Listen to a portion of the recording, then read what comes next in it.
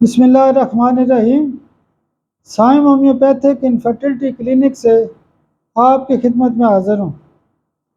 آج کا جو ٹاپک ہے وہ ایک روزمرہ کی بیماری ہے، بہت مشکل کیس ہوتا ہے، لیکن اللہ کا شکر ہے کہ ہومیوپیتھی سے ایسے کیس ٹھیک ہوتے ہیں۔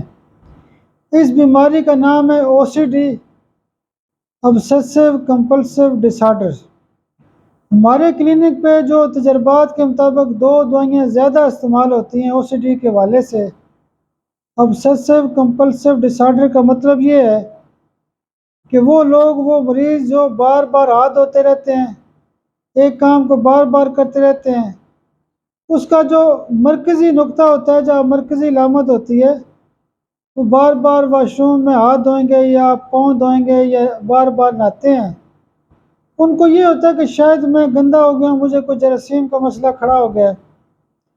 تو OCD کی جو مرکزی دوائی ہوتی ہے وہ سفلینیم ہوتی ہے۔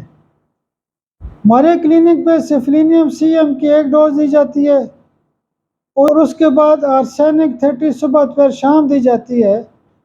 تو اللہ کی مدد سے OCD کے جو کیس ہوتے ہیں وہ کافی حد تک اچھے طریقے سے ٹھیک ہوتے ہیں۔ بہت شکریہ، بہت شکریہ، بہت شکریہ۔